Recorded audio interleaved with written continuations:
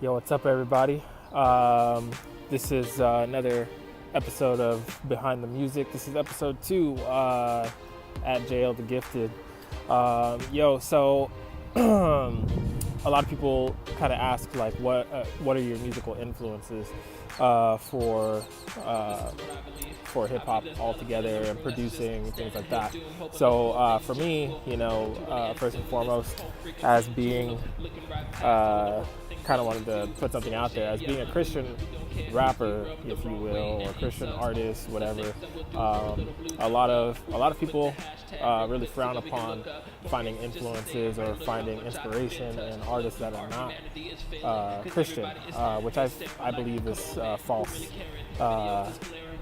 That's a false notion.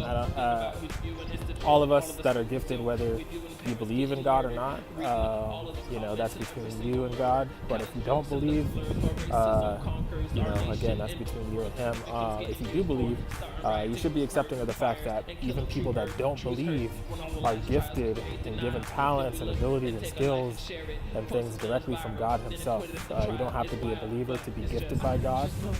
So just wanted to throw that out there, that sometimes people aren't using their gifts to glorify God, which again is between them and Him. It's their relationship, whether they have one with Him or not.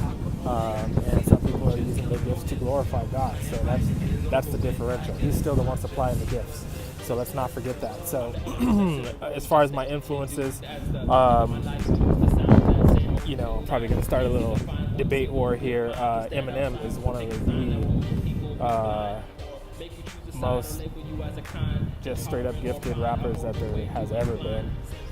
He's one of my favorites. Obviously, topics and what he says and stuff like that, I'm not condoning to his way of life or the things that he does or writes about per se, but his ability to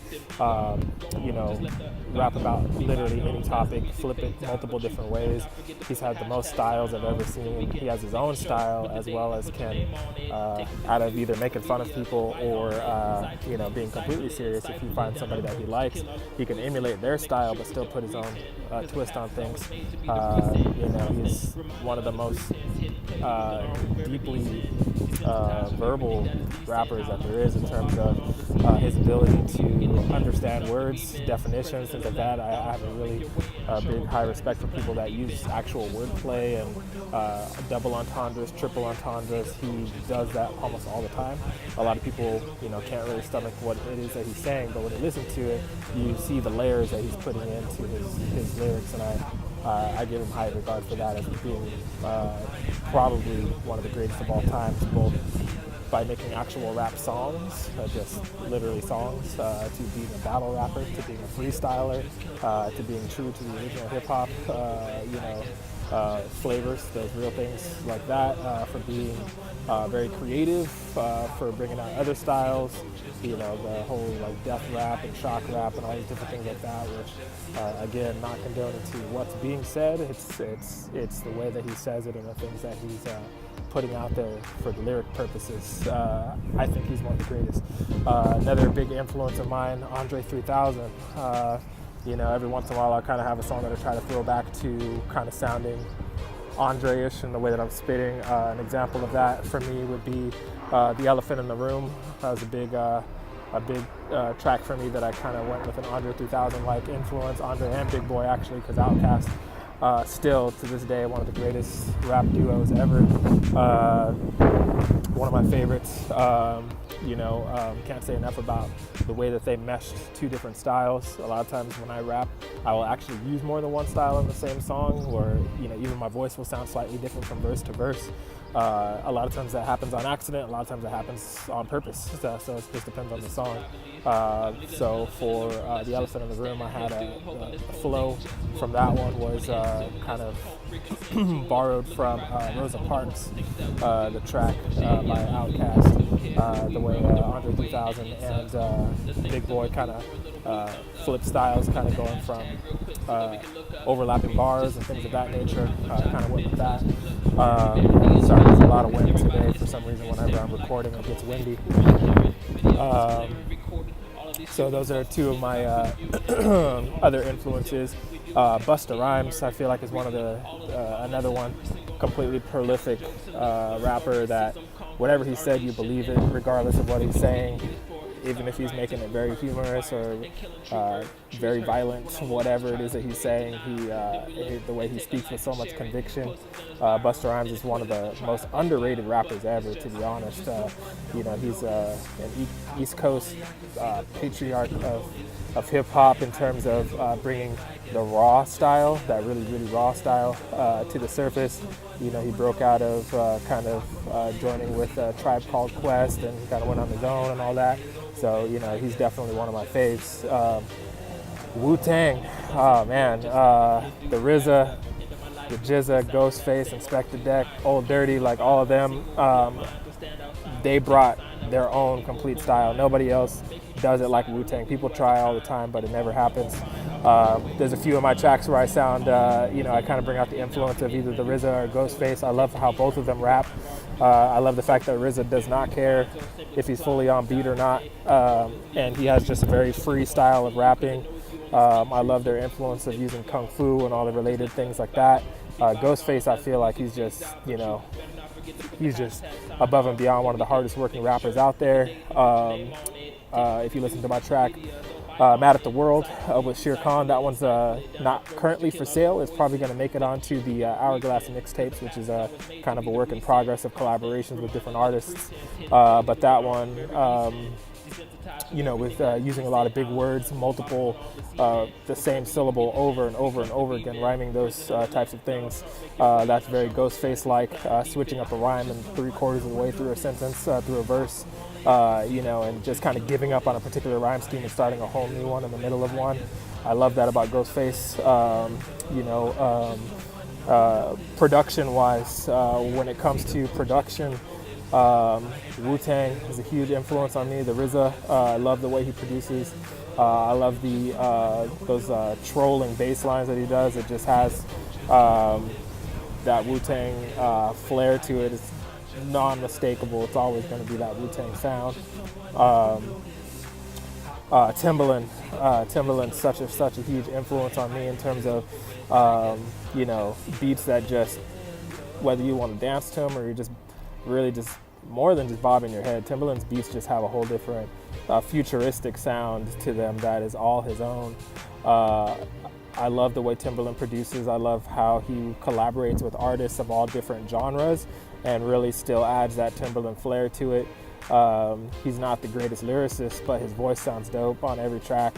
I really love that about him, that he was kind of one of the first producers to really make it known that he was the same person that's both producing and, he'll throw down a portion of a verse or something like that, or a little kind of a cameo type of a verse with a lot of artists. So I really love that about him. I love the work that he's done with Missy, with Justin Timberlake, with, even their collaborations back and forth between albums with the Neptunes, which the Neptunes and Pharrell, Chad Hugo, and even NERD. They're another huge influence. You'll hear that in songs like Eden's, the Every Day's a New Struggle track. You kind of hear that influence on in terms of that NERD kind of a sound that kind of brings the future, like a future electronic kind of a sound into like the hip hop arena, and kind of mix it with a little bit of a rock or like Prince rock funk kind of sound. I don't know, it's hard to explain, but they're a huge influence on me in terms of the music that I do. Who else? Yeah, there's quite a few. My brother is a big influence on me for music, for production, and my brother has a very, I don't know if you've heard of him, Shere Khan, for quite a while. Doesn't have that much out. We collaborate very often throughout the years. He was a big influence on me in getting my music to sound like something people want to actually hear, but not losing my individuality. Shere Khan, his production is wild. It's very classical sound. You hear a lot of strings, you hear a lot of orchestrations, you hear a lot of tribal influences mixed with that, which is just kind of like it's almost like taking ancient sounds and mixing them with the Renaissance. So it's a really cool sound. another Renaissance man off the top of my head, Q-Tip. Q-Tip's another extremely dope artist that's so much more than rapper or producer. He's a full-on musician who has a lot of skill at what he does through the digital production. Yeah, those are just a few. Those are just a few of my influences. I can go on and on. I love music and hip hop, but that's just from the hip hop influences. If you want to talk about other genres, I have a whole wide range of that as well. That was kind of that. Oh, one thing I didn't touch on. Okay, so Christian rappers, right? Their influences. I was in that same boat where I've tried listening to Christian rap a lot of different times in the past, and it always came off kind of corny. There was little to no testimony, and I really thrive off of testimony and hearing what God has done in people's lives. So how I got put into that was I got kind of fed up with the same topics of mainstream rappers, the club scene, the drug scene, all those kind of different things. That wasn't something I related to at all because I don't do any of those things, I was really interested in their music and what they had to say in terms of how they were flipping things and how they're going to make those words sound great. But I was getting more and more frustrated with the influence that they were using to the audience that they had. I felt like their voices are way too big and they're way too talented to be talking about trash. So I kind of was like, hey, let me just start looking at Christian rap again. And that's when, before getting to that, sorry, totally forgot. The Clips, Pusha T and Malice, which now Malice is No Malice, seeing as how he made a conversion into Christian hip hop. They are probably my second favorite rap duo, of all time in terms of both rappers actually rapping pretty much equally tight. If they weren't twins, you couldn't get more equally dope than the Clips, and then just coming together with the Neptunes and Pharrell and just that sound, and then even Pusha T with Kanye's production and stuff like that. Another really great duo. You hear that a lot kind of in my voice and a lot of times in my rhyme schemes, and going with like kind of like how they would deliver something. If I could, I would love to make beats for them, to be honest. I feel like they just kill everything. But anyways, getting back to Christian hip hop. So Lecrae was the first one that I really listened to.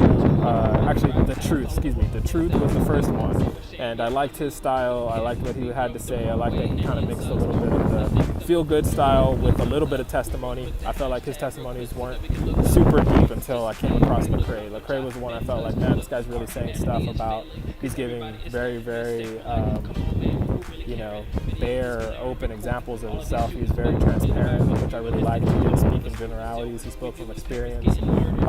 I really liked that a lot about him. And so just from listening to Lecrae, I checked out, Tedashii and, Andy Mineo is a huge one. I really love Andy Mineo's sound. I feel like out of that whole group of Reach Records, I feel like Andy Mineo has the most flair out of all of them in terms of, his emotional content that he puts in and just his lyrical delivery. I think he has a really, really special version of what they all have, which, not taking anything away from, Triple E, Tedashii, Lecrae, you guys, What Up RG, 1KP, those guys and stuff like that. They are all lyrically pretty good, in my opinion, and they say a lot of great stuff. And but Andy Mineo, man, just the transparency and his faith and testimony-driven type lyrics, with also just the playfulness that he has. And I think we're the same age, because I really relate to what he says a lot of times about the different experiences of the 80s and early 90s, with the wrestling type of,